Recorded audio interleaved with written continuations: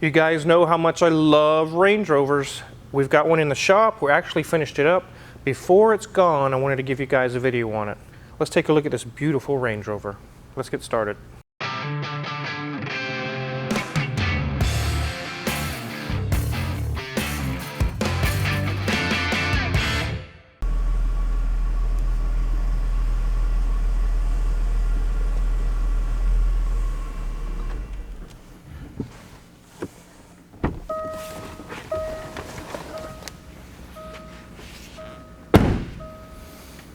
So this is a 2016 Range Rover Sport HST model. We're going to take a look at the engine and what we did to it. We gave it a basic inspection.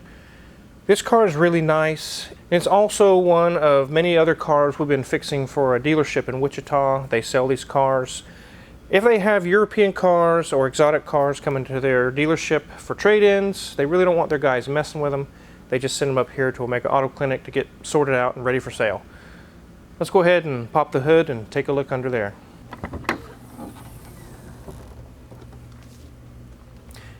And there it is, guys. A beautiful, supercharged, not a V8, but a V6. This is a 3-liter V6. This is an HST model. Designates it as a 3-liter supercharged. I'll take this top cover off here and you guys can take a look underneath it. As you can see, it has intercoolers on it for the supercharger, very similar to Mrs. Wizard's XJR she used to have. Same type of a setup.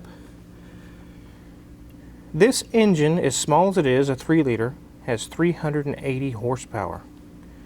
It has a lot of power, almost 400 horsepower out of a 3-liter V6. It's really, really quite amazing. It came in here for leaks. They thought it might be an oil leak or something along those lines, but it actually ended up being a coolant leak. Let me show you what we replaced. As you can see where it's greasy along the edges here, it was leaking out of the weep hole and pouring down the side of the engine and making its way to the ground. Not a very good way to sell a vehicle. They know that, so they said, we've got to get this fixed. This has to be handled. So we got it here, pressure tested it, and we saw it was dribbling out of the water pump. It really wasn't too bad of a job. It was a little bit time consuming, but it wasn't hard to do. Let me show you where it's at. You can see the silver pulley. It's a large, smooth silver pulley there. That's where it resides underneath this air intake. It's kind of hard to see, but all we had to take off was the air intake and the belts and things and get down to it. It really wasn't too big of a job. Luckily, this vehicle doesn't have any other leaks. That was the only issue that it had. They had us go ahead and do a full inspection. We checked power windows, the sunroof shade, all the little features and buttons and climate control. Everything passed with flying colors. So let's go ahead and take a look around this thing. Then we'll look inside the beautiful Range Rover interior. Then we'll get it on the lift.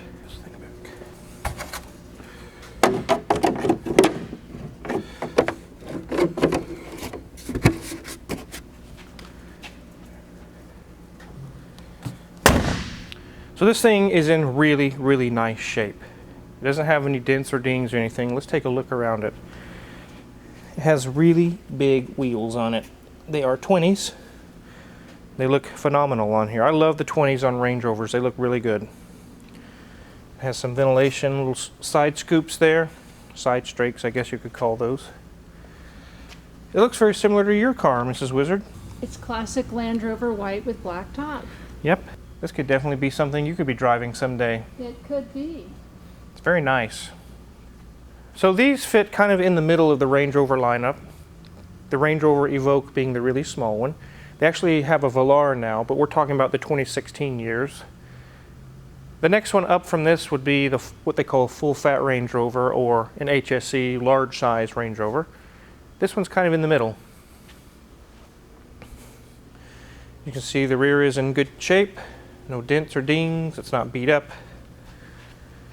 Beautiful, iconic Range Rover styling. So this is kind of a pearl marshmallow color this time around, Mrs. Wizard.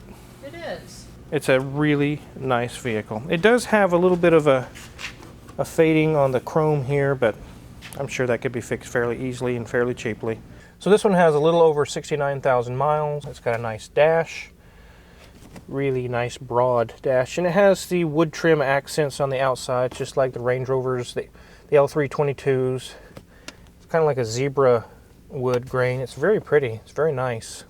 This one doesn't have the turnstile shifter like Range Rovers have today. It actually has a lever. Mrs. Wizard has the turnstile. These gauges look similar, don't they, Mrs. Wizard? They do. There's our audio entertainment system, climate control. The seats are nice brown leather seats, and they are in very good shape as well. And it's got a panoramic roof. It doesn't open, the glass doesn't open really, but it has the sunshade that opens up all the way back, and it lets in a lot of light on a sunny day. It's really nice. And the back seats are in also good shape, nice brown leather, and it has a lot of room in the rear. We'll open that up here in a minute and let you guys see the hatch area. But as you can see, it's in really good shape for being 5 years old. It's 2021, this thing's 5 years old, Mrs. Wizard. That's crazy. I know, time just goes so fast. It does. Let's take a look in the rear hatch area.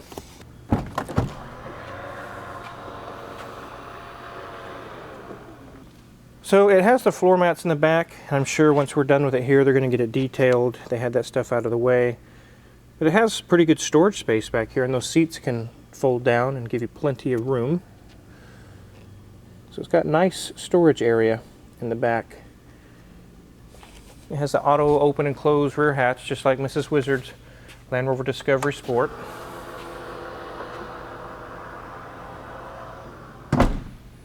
And there it is. Let's go ahead and get this thing on the lift and look underneath.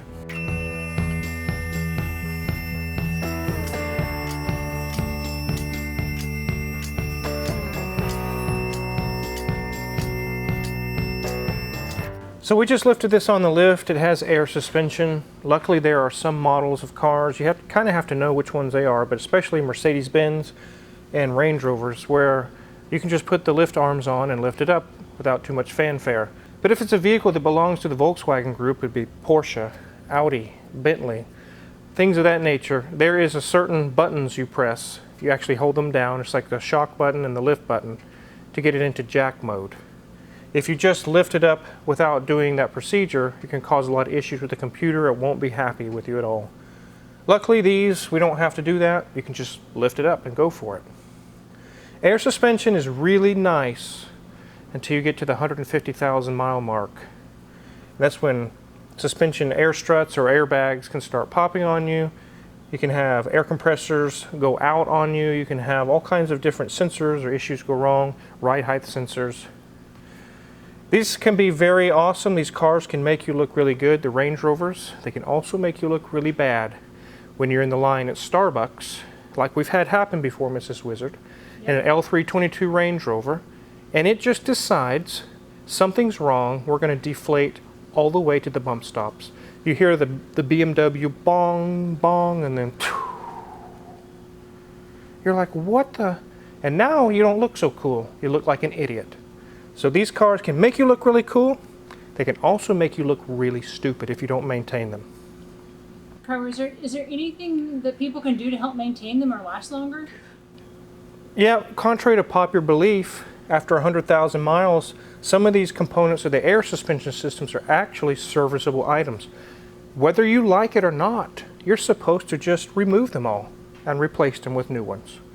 Go through the whole suspension system and service it with new compressor, new ride height sensors, new airbags, air struts, and you're good for another 50 or 100,000 miles. Most people don't do that. They wait till one blows out. So let's take a look underneath of here. We'll start over in this area. We'll look at this wheel. Brake pads are good. Nothing's loose. Sway bar link is good. All the wiring and everything is intact. No torn CV boot. No leaking steering rack. We'll look at the radiator area here. I don't see anything leaking. When this came in, it was leaking coolant all over the place here where the water pump was leaking and it was pouring down and getting past the belly pan, but that's all been taken care of now. You can see the radiator's nice and dry up there. We'll move over to the other wheel. Brakes are good. Everything's tight there. Sway bar links are good. CV shaft is good. And the steering rack is nice and dry. Here we have the front differential. You check for leaks there because it mounts, it goes underneath the oil pan there. It can leak gear oil out of it, but this one's not leaking. And we'll move on back to, here's the catalytic converters. As we get past there, we get to the transmission area and transfer case. You can't really see the transmission that well because it's got shields on it, but here's the transfer case and the transmission. As you can see, it's nice and dry in there. The front drive shaft, I'll check that real quick while we're here. Nice and tight. And also while we're at the rear drive shaft, I'll check that one.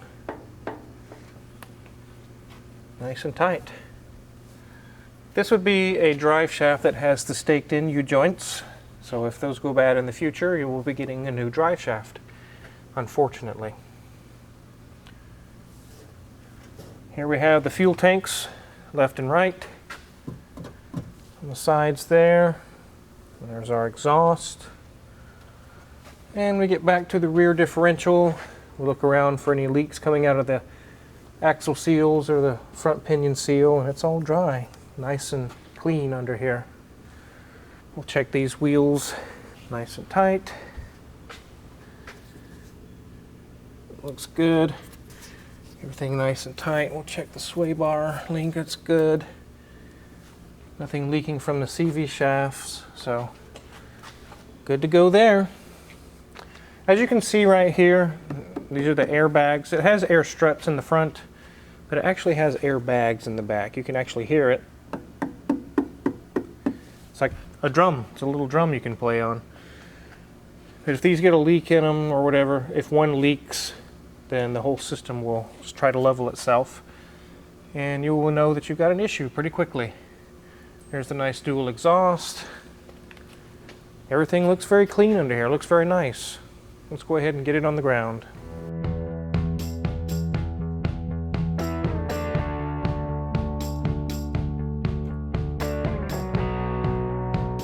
So with air suspensions, that's been a common misconception. I get a phone call, it could be anything. It could be a Porsche Panamera, it could be a Range Rover, it could be a Bentley. Is that they come out to their car and their whole vehicle is flat on the air suspension, and then the customer thinks the entire system has had a blowout, or all four struts and shocks or airbags are blown out, or some major leak catastrophe has happened. But the thing is with air suspension, modern air suspension, it tries to maintain itself level at all times. It tries to right itself so that you don't look so bad going like this down the road. Not only does it look crazy, but it's dangerous if your car's leaning like this and you're trying to steer and it's unpredictable. So if you have one strut or one airbag start leaking and that corner starts sinking, the computer will automatically lower the rest of the suspension, the other three, to that level. And then if it continues to leak, it will also right itself and make itself level. So at least you can drive and get home somewhat safely, some modicum of safety. So if you come out and your car's completely flat, it doesn't mean the whole system's blown out. It probably means only one wheel has a strut that's, or an airbag that's leaking, and it has leveled itself overnight, all the way down. Air suspension can be somewhat costly. It can also be bankruptcy costly. It depends on what's wrong with it. So it's not uncommon to have one strut or airbag start leaking. You bring it to the shop and find out not only is that wrong, but the air compressor is weak, because the computer monitors how long it takes to get to the pressure that it wants. It tells the system, I want this level of pressure. Now I'm going to time you and see how long it takes you to get there. And it should take a certain amount of time. If it takes way too long, the computer will come up with a code and say that it took too long, which means the air compressor is weak. So you come in with one issue, one strut leaking, and then you get a call with an estimate that says the main compressor is leaking, you need new strut, you need a valve block, you need several other things, $5,000, $4,000. You got to realize, guys, an air strut's not $200. Some of these can be $1,000. It can be very, very expensive. It adds up really fast. Power Wizard, is there a way that they can be bypassed? You can't bypass the system and keep it in place. What you can do is convert a lot of modern vehicles to coil springs. I actually did that on my L322 Range Rover, and although it solved the issue of it sinking and doing weird things all the time, being it was high in miles and age, it rode like crap. I mean, it rode like a Toyota truck. A Range Rover is not supposed to ride that way. If you want to maintain the integrity of the way a Range Rover is supposed to be, you got to maintain the system, you got to keep it going, and it's expensive. But to me, it's worth it. Because when you take that thing on a road trip with your family and it just cruises and it's so comfortable, everyone's happy. No one's happy when you're going over bumps and stuff. It's not cool. So when you go to purchase a used vehicle, make sure you get a pre-purchase inspection. I do several of those during the year that help people out to get a decision on whether it's in good shape or bad shape. The dealership that's selling this doesn't have a dealership for this brand. They just take them in as trade-ins. But it's good to know where you're at when you're getting ready to purchase a vehicle. This water pump was just leaking a little bit, but it could have gotten worse and worse until you lost a lot of coolant.